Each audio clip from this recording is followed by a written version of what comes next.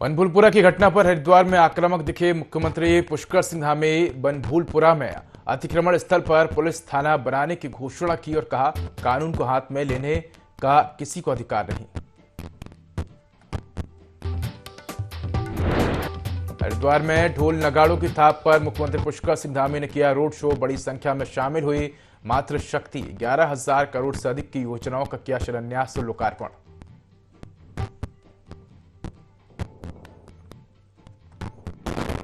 चौदह फरवरी को होगी धामी मंत्रिमंडल की बैठक। बजट सत्र की तारीख को लेकर हो सकता है फैसला। सत्र के स्थान को भी किया जाएगा तय।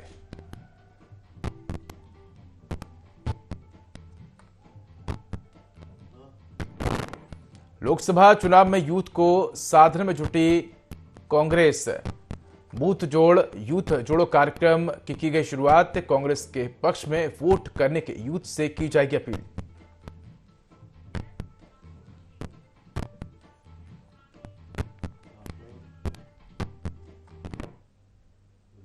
नमस्कार, मैं उदय। देवभूमि लाइव में आपका स्वागत है। बुलेटिन की शुरुआत करेंगे तमाम बड़ी खबरों के साथ। खबर हरिद्वार से है, जहां सीएम धामी का हुआ भव्य स्वागत। स्वागत कार्यक्रम में 1 लाख से ज्यादा लोग मौजूद रहे। आपको बता दें कि नारी शक्ति महोत्सव में जोरदार स्वागत हुआ सीएम पुष्कर सिंह धामी के। इस दौरान मोदी और धामी के जयकारे लगे। तो ये तस्वीरें आपको दिखा रहे हैं हरिद्वार से, जहां हरिद्वार में सीएम पुष्कर सिंह धामी का जोरदार स्वागत हुआ। आपको बता दें कि स्वागत कार्यक्रम में 1 लाख से ज्यादा लोग शामिल हुए। तो नारी शक्ति महोत्सव में सीएम पुष्कर सिंह धामी का जोरदार स्वागत हुआ। इस दौरान मोदी और धामी के जयकारे भी लगे।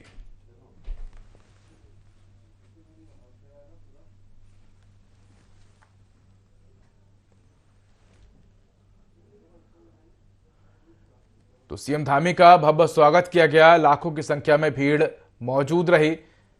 इस दौरान सीएम पुष्कर सिंह धामी ने जनता पर पुष्प वर्षा भी की और जनता का अभिवादन किया।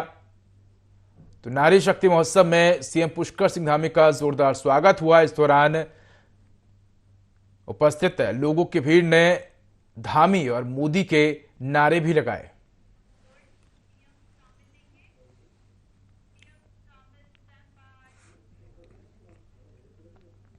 मुख्यमंत्री पुष्कर सिंह धामी हरिद्वार दौरे पर रहे, जहां सीएम धामी नारी शक्ति महोत्सव में शामिल हुए। इस दौरान सीएम ने 11,000 करोड़ की योजनाओं का शिलान्यास लोकार्पण किया। इसके साथ ही सीएम धामी ने हल्द्वानी की घटना पर बड़ा बयान दिया। सीएम धामी का कहना है कि हल्द्वानी में जहां पर अवैध कब्जा था, वहां पुलिस थाना बनेगा। साथ ही हल्द्वानी में अराजक तत्वों ने जिस तरह से पुलिसकर्मी और पत्रकारों को टारगेट किया, उसे किसी भी कीमत पर बर्दाश्त नहीं किया जाएगा। बता दें कि हरिद्वार दौरे के दौरान मुख्यमंत्री पुष्कर सिंह धामी ने देवपुरा चौक से रोड शो किया। ढोल नगाड़ों की थाप पर भव्य रोड शो किया गया। सीएम के स्वागत में 1 लाख से ज्यादा लोग पहुंचे। भाइयों बहनों, विपक्षी दलों को हमारे द्वारा वादों को जो हम पूरा कर रहे हैं, जो आप सबसे हमने वायदा किया है, जो हमने संकल्प लिया है, उन संकल्पों को हम पूरा कर रहे हैं। उसको भी खलल करने का काम ये उनके उसमें भी षड्यंत्र के तहत तमाम प्रकार के ऐसे काम कर रहे हैं। लोगों को भरमाने का काम कर रहे हैं। जब हम उनसे पूछते हैं, अरे भाई इसमें कमी क्या है, विधानसभा के अंदर लंबी बहस हुई, सार्थक चर्चा हुई, कोई इसके विरोध में कुछ नहीं बोल पाया, समर्थन भी नहीं कर पाए। अरे भाई क्यों? जब हम अच्छा काम कर रहे हैं तो आइए राजनीति छोड़कर सर्वसम्मति से इसको आगे बढ़ाने का काम करना चाहिए। आज पूरे देश के अंदर खुशी का माहौल है कि उत्तराखंड राज्य ने एक काम ऐसा आगे बढ़ाया है जो बाबा साहब उस समय चाहते थे जब भारत का संविधान बन रहा था।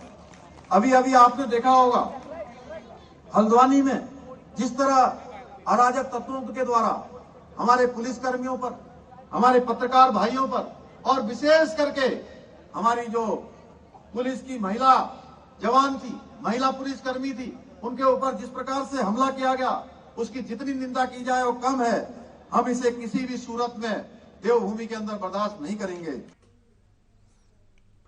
चंपावत जिले के टनकपुर नगर के गांधी मैदान में 13 फरवरी को केंद्रीय मंत्री नितिन गडकरी की प्रस्तावित जनसभा को लेकर भाजपाई उत्साहित हैं। भाजपाइयों ने प्रस्तावित जनसभा को सफल बनाने के लिए विचार विमर्श किया। विभाग के कर्मचारी और अधिकारी तैयारी में जुटे। प्रदेश को कई नई सौगात मिलने की भी उम्मीद जताई जा रही है। इस दौरान चंपावत भाजपा जिला अध्यक्ष निर्मल महरा ने बताया कि केंद्रीय सड़क परिवहन मंत्री इस दौरान कई योजनाओं का शिलान्यास भी करेंगे। इस दौरान मुख्यमंत्री पुष्कर सिंह धामी भी मौजूद रहेंगे।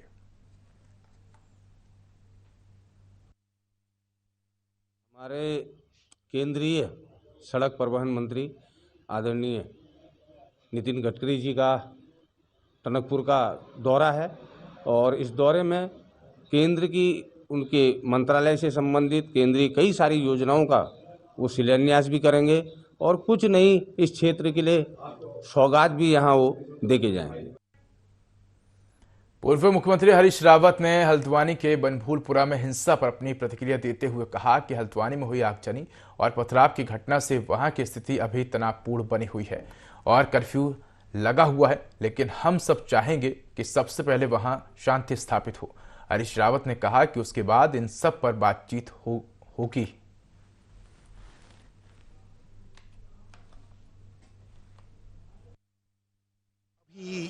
स्थिति वहाँ तनावपूर्ण बनी हुई है और कर्फ्यू लगा हुआ है। हम केवल ये चाहेंगे कि वहाँ शांति हो जाए। एक बात के लिए हल्द्वानी के जनमानस को बधाई देना चाहता हूँ कि सारे उकसावे के बावजूद भी लोगों ने स्थिति को पोलराइज नहीं होने।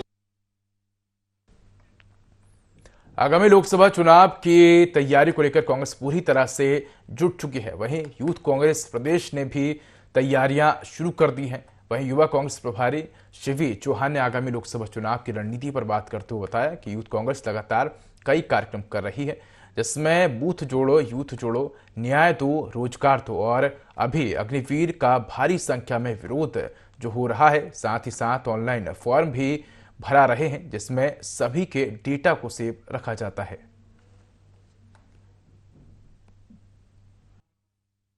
चरणों में हमारा अभियान है, जिसमें पहले तो हमारे जो कार्यकर्ता है वो घर घर जाके पैम्पलेट्स भरवाएगा, स्टिकर्स लगाएगा।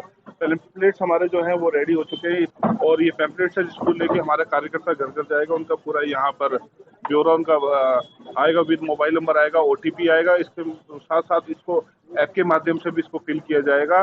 और दूसरे चरण में हम लोग जो है वो गांधीवादी तरीके से सत्याग्रह करेंगे। तीसरा जो हमारा चरण होगा मार्च महीने का 20 मार्च तक, हम पदयात्रा हर जिले में 50-50 किलोमीटर की एक रोड मैप बनाकर पदयात्रा अग्निवीर योजना के विरुद्ध करें। प्रत्येक जिले पे एक एक कोऑर्डिनेटर को हमने नियुक्त किया गया है। प्रदेश में हमने कुमाऊं और जैसे कि आपके उत्तराखंड में 2 जोन है, कुमाऊं और गढ़वाल मंडल। गढ़वाल के लिए हमारे नवीन नमोला जी हैं और जो कुमाऊं मंडल है उसके लिए हमारे भुवन चौबे जी हमारे जो है वो इसके दूसरे कोऑर्डिनेटर हैं। ये लगातार अब जाकर फील्ड में कोऑर्डिनेटर साथियों से और हमारे जो पदाधिकारी हैं उन साथियों के साथ मिलकर ये प्रदेश में अपना विधानसभा वाइज कार्य करें।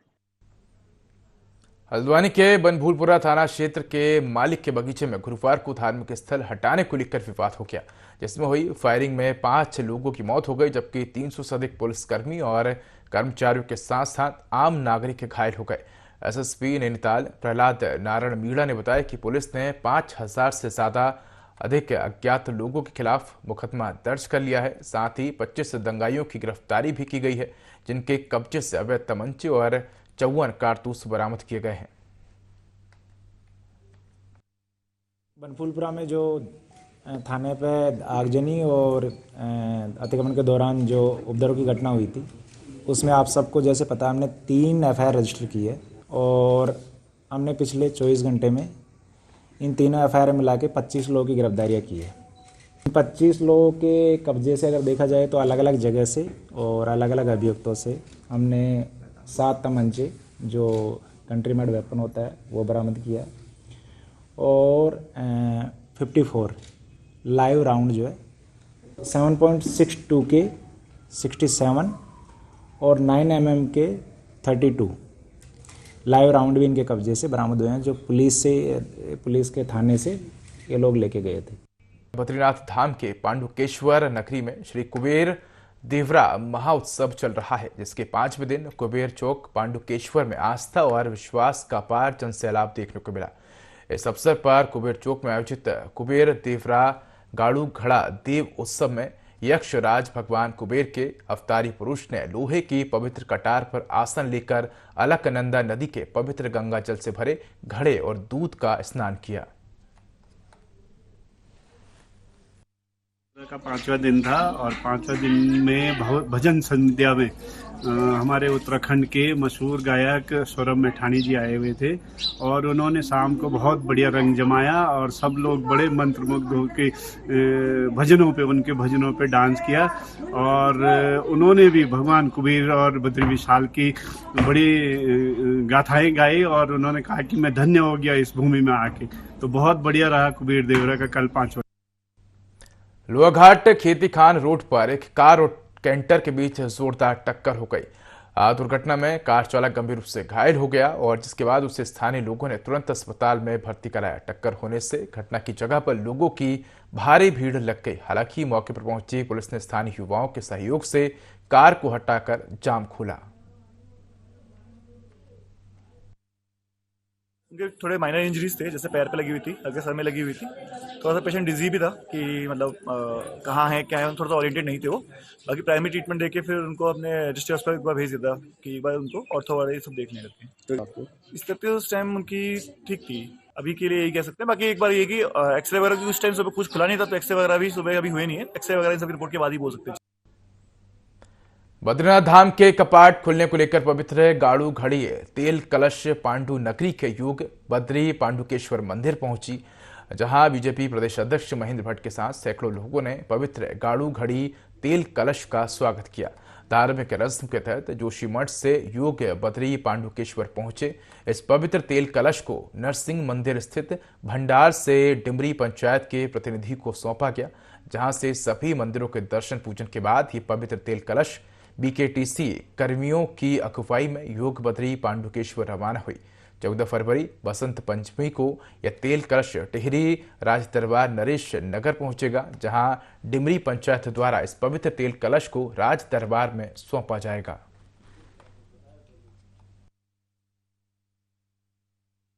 तो भगवान की गाड़ू घड़ा प्रस्थान से शुरू की जाती है और आज इसका प्रथम पड़ाव कल शाम को पांडुकेश्वर में योग ध्यान बद्री मंदिर में था और आज ये यहाँ से प्रस्थान करके डिम्बर के लिए जाएंगे और वहाँ से डिम्बर से हम कल नरेंद्र नगर के लिए प्रस्थान करेंगे। तो इस वर्ष की जो यात्रा काल की तिथि है वो घोषित की जाएगी बसंत पंचमी के दिन, और उसी दिन हमारे यहाँ एक पर्व और मनाया जाता है।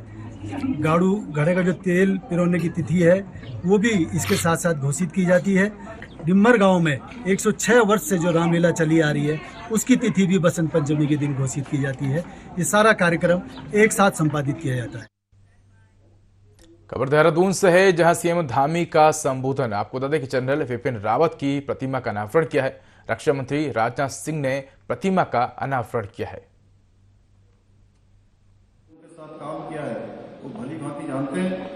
अनेक उदाहरण जब कठिन चुनौतियों में उनकी रणनीति और उत्कृष्ट नेतृत्व कौशल ने हमेशा देश को गौरवान्वित करने का काम किया है। सर्जिकल स्ट्राइक की अभी बात हो रही थी, जब रेखा जी अपना यहाँ से संगीत गीत प्रस्तुत कर रही थी, तो उनके द्वारा जो सर्जिकल स्ट्राइक में सेना को मार्गदर्शन किया गया वो हमारे सैनिकों के बहुत काम आया।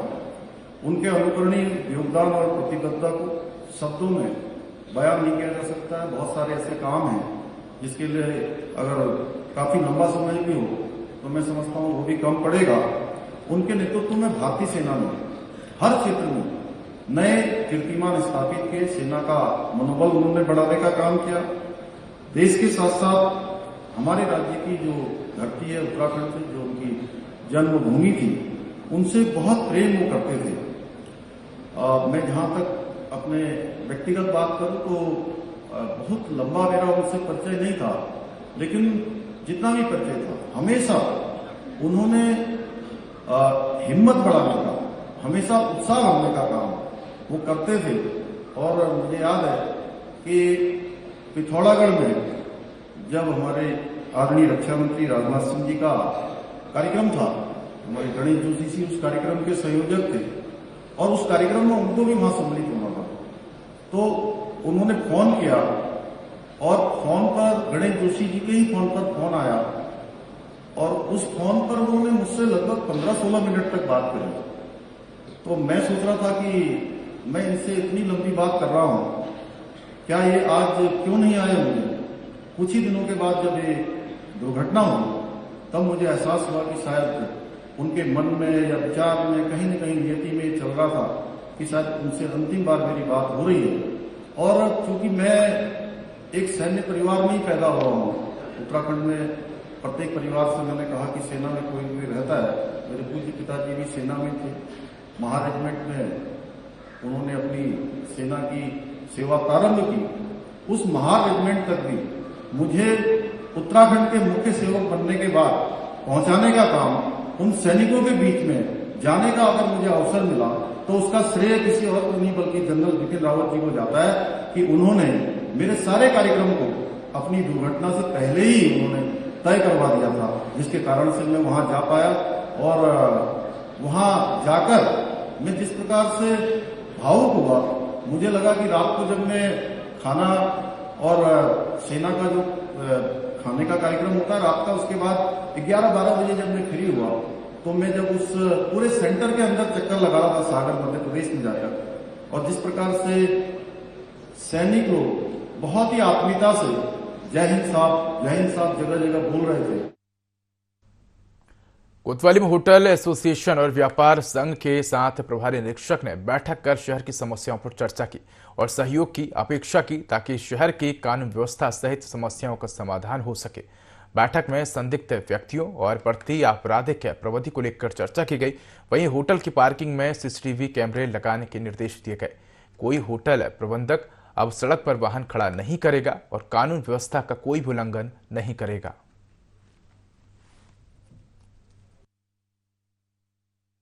अच्छी पहल है कोतवाल साहब की, जिन्होंने कि हमको बुलाया, काफ़ी पॉइंट्स पे डिस्कशन किया।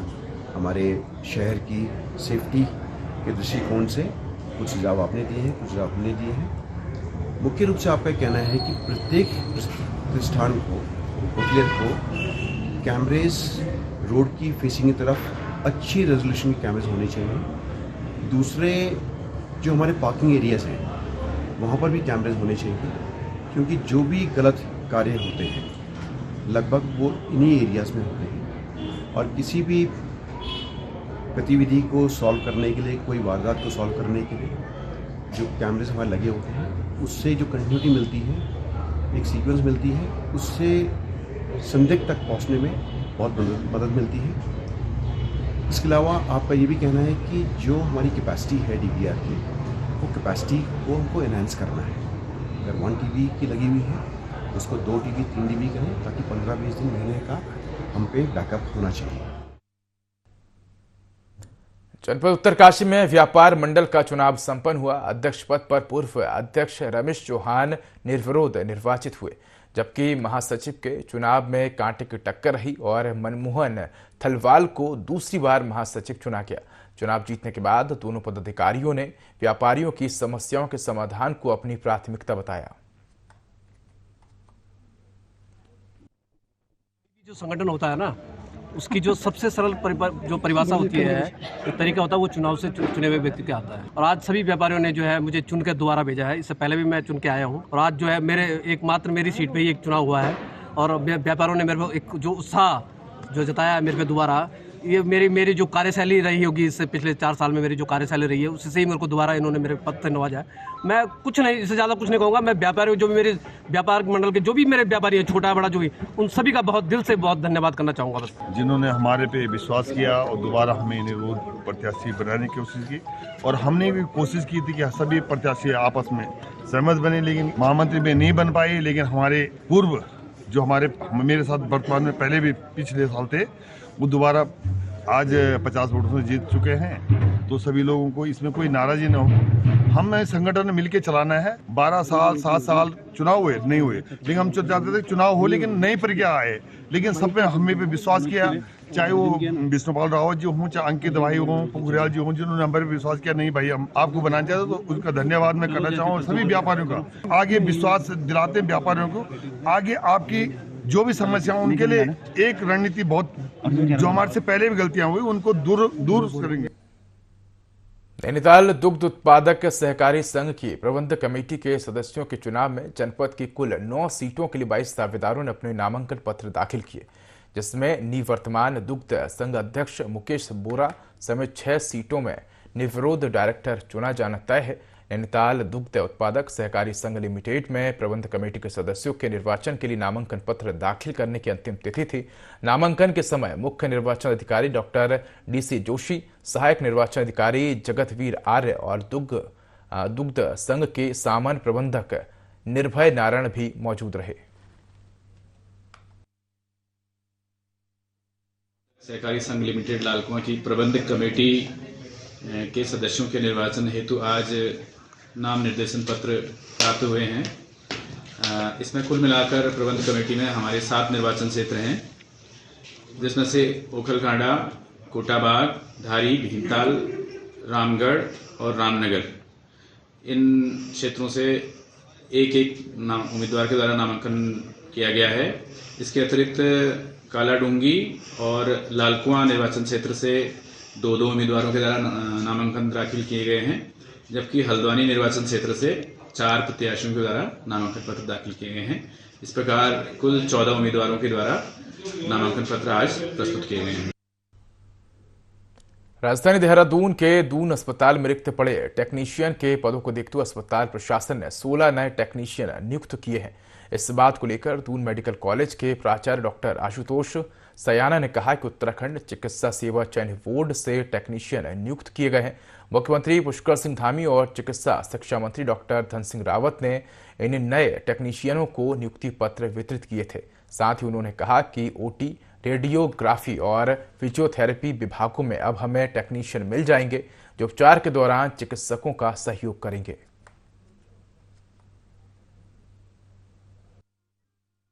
उत्तराखंड चिकित्सा सेवा चयन बोर्ड से कुछ टेक्नीशियनों की जो है नियुक्ति हुई है और कल माननीय मुख्यमंत्री जी के द्वारा, माननीय चिकित्सा स्वास्थ्य एवं चिकित्सा शिक्षा मंत्री जी के द्वारा इनका जो है नियुक्ति पत्र का जो है वितरण हुआ था और एक समारोह में।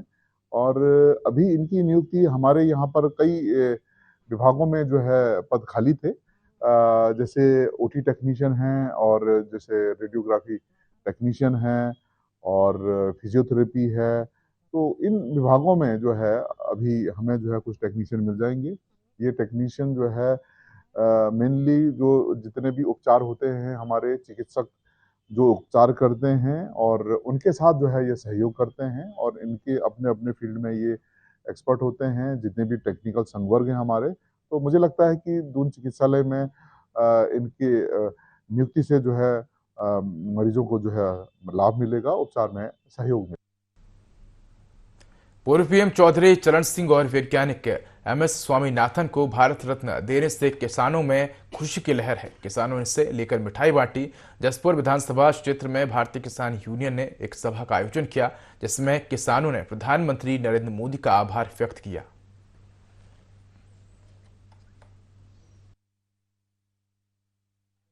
जो खासकर हमने करी है मीटिंग, ये 2 महान हस्तियां जो देश की हस्तियां थी, एक जिसमें पूर्व प्रधानमंत्री चौधरी चरण सिंह जी और एक MS स्वामीनाथन जो वैज्ञानिक थे, ख्याति प्राप्त वर्ल्ड फेमस वैज्ञानिक थे, जो हरित क्रांति के जनक थे। उन्हें हमने भारत रत्न देने पर आज यहाँ खुशी जाहिर करी है और मिष्ठान वितरित किया है और केंद्र सरकार का धन्यवाद भी किया है। तो फिलहाल इस बुलेटिन में इतना ही। खबरों का अधिक अपडेट के लिए देखते रहिए IND 24। नमस्कार।